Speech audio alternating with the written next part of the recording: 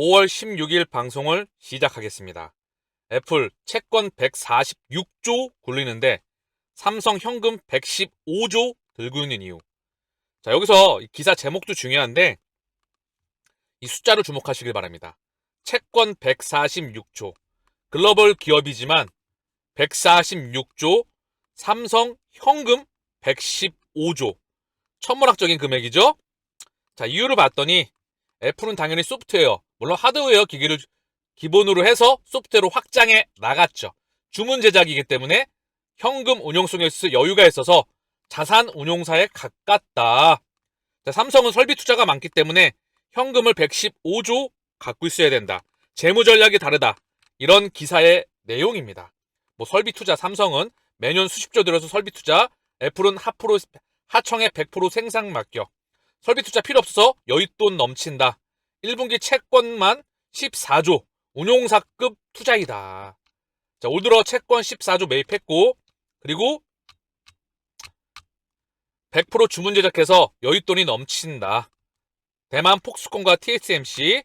그래서 결국 애플은 자금을 금리가 높은 중장기 회사채 등으로 굴려서 운용 수익을 극대화하고 있다. 자산 운용사급이다라는 말이 지금 언급되고 있죠. 자, 그리고 그에 반해 삼성전자는 설비 투자가 많다. 이런 부분인데 이 기사 내용에 대한 부분에서 우리가 통찰력을 좀 발휘해 볼까요? 뭘까요? 제가 언급드리고 싶은 말은 뭐죠? 애플은행, 삼성은행입니다. 아시겠죠?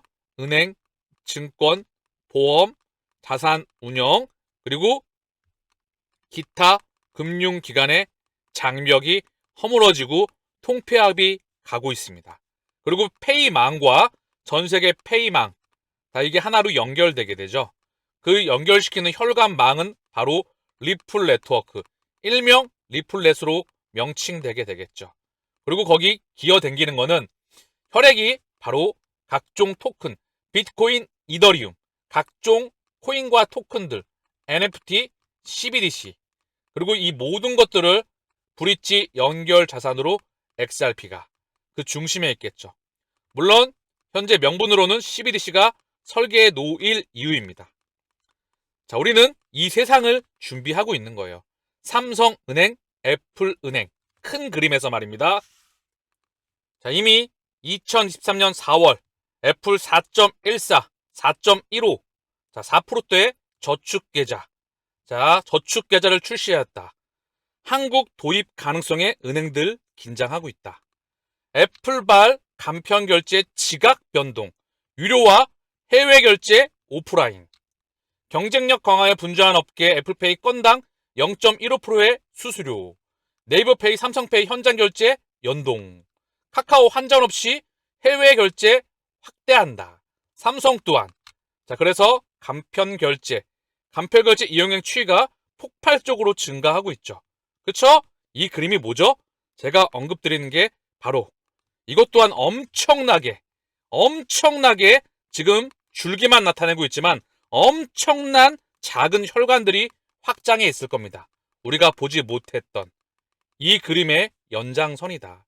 중국 중앙은행, 텐센트, 그리고 위챗페이와 알리페이, 디디추싱, 알리페이, 알리바바, 인도의 페이티맨, 그리고 리플, 페이팔, 유니온페이, 자, 그리고 구글, 코인베이스, 아마존, 앤드리슨 호로이츠, 인도의 엑시스뱅크, 자, 구글페이, 애플페이, JP모건, 자, 그리고 모든 이 부분의 확장선에 있다. 우리는 그 그림에서 가상자산에 투자하고 있는 겁니다, 현재. 자, 그 연장선을 보시면 되겠죠. 애플의 자금 운용 방식은 제조업체부터는 자산운용사에 가깝다는 평가까지 나온다. 자, 이제 그 다음 세상을 준비하고 있는 겁니다. 중국 인민은행 2분기 경제성장률 뚜렷한 상승세이다. 자, 중국이 코로나 팬데믹을 해제시키고 전 세계를 다시 리바이벌 시키고 있죠. 글로벌 공급망이 붕괴가 되었던 핵심에 바로 중국이 있었습니다. 중국을 잠가버렸어요. 전 세계 제1의 공장이었죠. 여기를 다시 열어버렸던 겁니다. 다시 돌린다는 거죠. 이와 맞춰서 자, 이게 의미하는 바. 방금 전에 떼창을 봤죠? 우리가 떼창을 방금 전에 봤잖아요. 뭘까요, 이게? 경제를 다시 리바이벌 시키겠다는 겁니다. 그리고 저는 이걸 보면서 느꼈던 게 뭐냐면요. 앞으로 2년에서 3년, 뭐 길게는 3년에서 5년이 될 수도 있겠죠.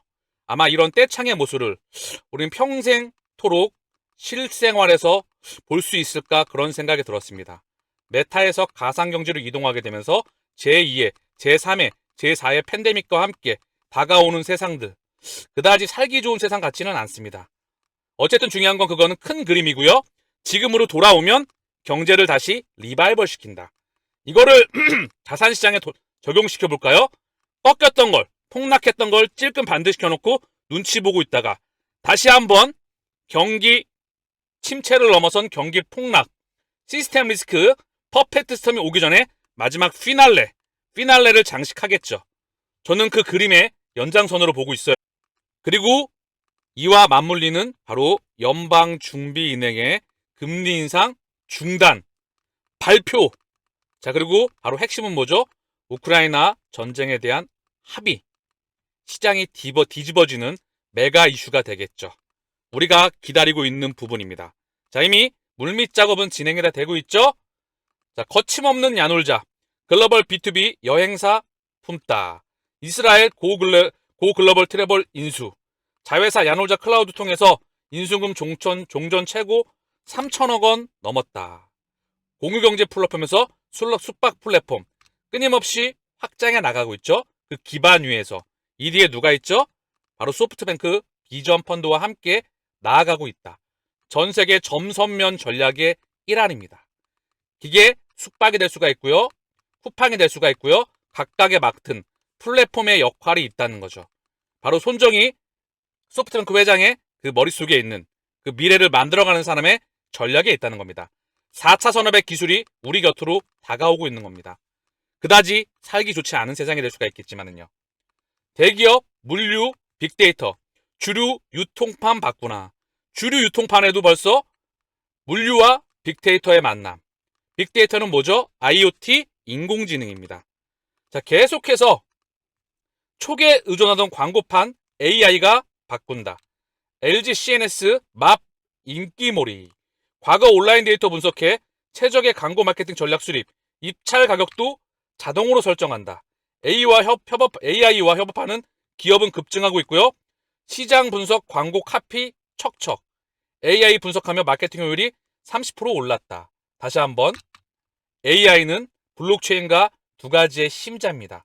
그리고 빅데이터는 먹이이죠. 그리고 플랫폼, 업체를 기반으로 해서 확장해 나갑니다. 전 세계 기업들은 다 통폐합이 되겠죠. 제조 기업들의 역량이 줄어들고요. 그리고 단기적으로 현재 다시 한번 경제를 리바이벌 시키면서 자산시장 또한 마지막 피네라를 장식할 것으로 보입니다. 우리가 큰 그림을 그리는 애플은행, 그리고 기타 그 결제망을 방금 전에 보셨죠? G7 재무회의에서 CBDC 발행 논의, 글로벌 표준 규현 가속화해야. 글로벌 표준 규현을 가속화해야 된다. 속도를 높여야 된다. CBDC 발행 논의를 했던 부분이고 그 표준이 가속화돼야 된다. 그리고 G7 재무장관 회의 암호화폐 규제 CBDC 지지 성명. 더불어 암호화폐 트래블 룰 글로벌 시행 추진 3,000달러 이상 적용 논의한다. 자, 이제 점점점 우리 곁으로 오고 있습니다.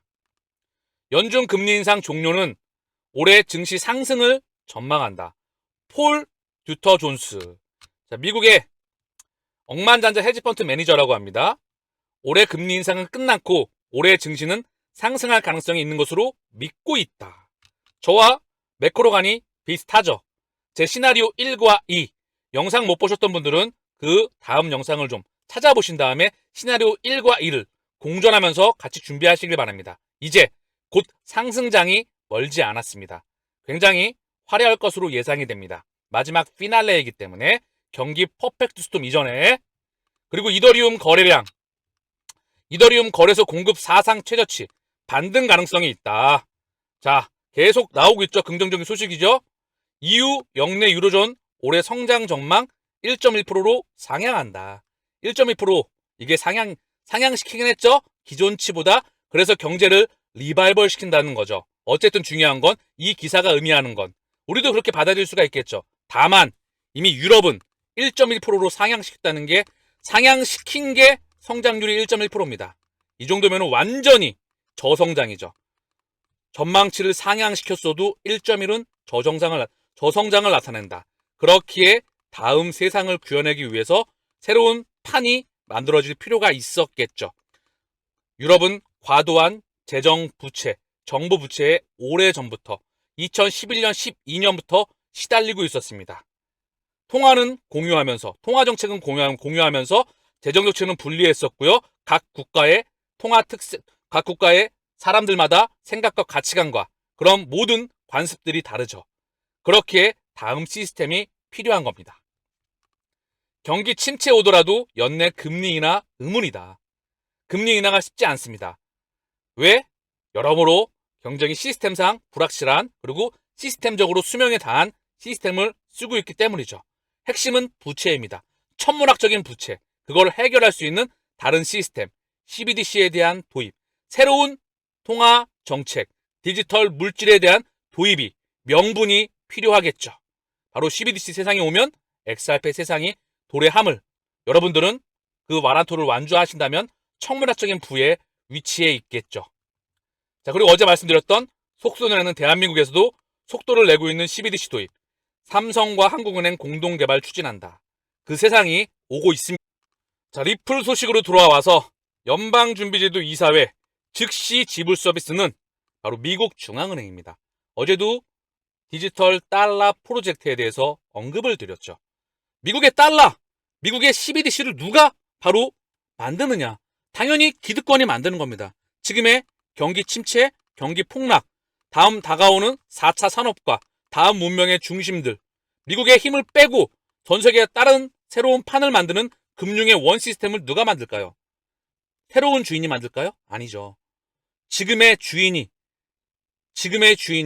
현재 시스템의 힘을 빼고 새로운 시스템의 힘으로 에너지를 이동시키는 겁니다. 자, 거기에 바로 리플의 XRP가 언급되고 있죠. 왜 그들이 다음 문명의 끝판왕으로 XRP로 정했는지 끊임없이 언급을 드리고 있죠. 연방준비은행에 곧 출시될 즉시 지불 서비스인 페드나우 리얼타임 페이먼트입니다. 실시간 가치의 이동, 메탈 블록체인과 연결될 것입니다. 매우 저렴한 거래 수수료와 같은 페드나우의 다른 속성은 리플 또는 스텔라와 같은 프로토콜에 도전할 수 있습니다. 이거는 잘못 해석했죠. 함께 깔아가는 거죠. 연준 페드나우 뒤에 뭐가 있죠? 볼란테는 리플과 연결됩니다. 이게 본질이고요. 미국 연방준비은행, 미국 중앙은행에 달러를 발행하는 미국 중앙은행 51개 주 민영은행들의 집합체인 바로 미국 중앙은행에 곧 출시될 즉시 결제 서비스인 페드나우가 메탈 블록체인과 연동될 예정입니다. 이 통합을 통해서 메탈 사용자는 페드나우의 보내기 받기 기능을 활용하여 자금을 스테이블 코인으로 빠르게 전환하거나 그 반대로 빠르게 전환할 수 있습니다. 자, 이 시스템을 만들고 있다는 거죠. 페드나우의 서비스와 메탈 블록체인의 빠른 법정화폐 및 스테이블 코인 전환을 위한 파트너십은 기존 은행과 탈중앙화 금융 사이의 장벽을 연결하는 중요한 이정표를 세웠습니다. 현재 미국 시민은 벤모 및 페이팔과 같은 제3자 애플리케이션이나 암호화폐용 디지털 지갑을 통해서만 미국 내에서 즉시 결제할 수 있습니다.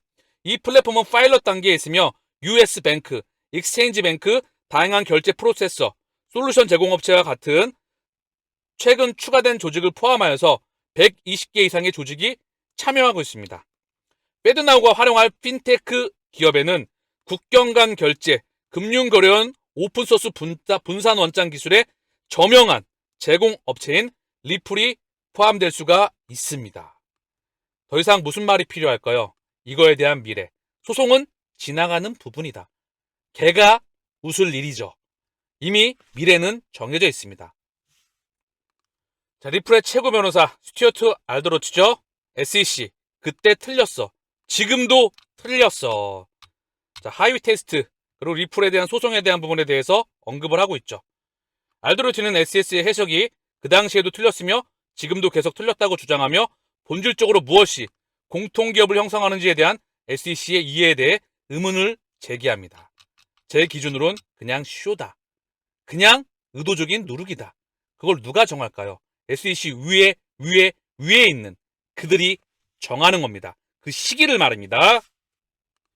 XRP는 과거 데이터에서 제하는 대로 127달러를 기록할 수 있습니다. 방법은 다음과 같습니다. 자, 패턴이에요. 자, 한번 패턴 나오면 뻥 한 번씩 치죠. 빵, 빵, 빵. 에너지가 응축됐다가. 자, 누가 이 이야기를 언급하고 있을까요? 바로 제가 자주 언급드렸던 에그리크립토. 이 부분에 바로 패턴 분석을 통해서 미디어를 통해 나오고 있는 부분이에요. 에너지가 응축되면서 한 번씩 제대로 터진다. 터질 때가 와 갑니다. 리또 속의 시대가 끝나가고 스위프트 2.0의 시대를 맞이하는 그 기준점은 퍼펙트 스톰 전과 후로 나뉘겠죠. 큰 그림에서는 이미 미래는 정해져 있습니다. 방향성을 이쪽으로 보낸다는 거죠. 현 시스템에 대한 수명이 다했기 때문에 우리가 흔들릴 이유가 없다. 자, 오늘 방송은 여기서 마치겠습니다. 감사합니다.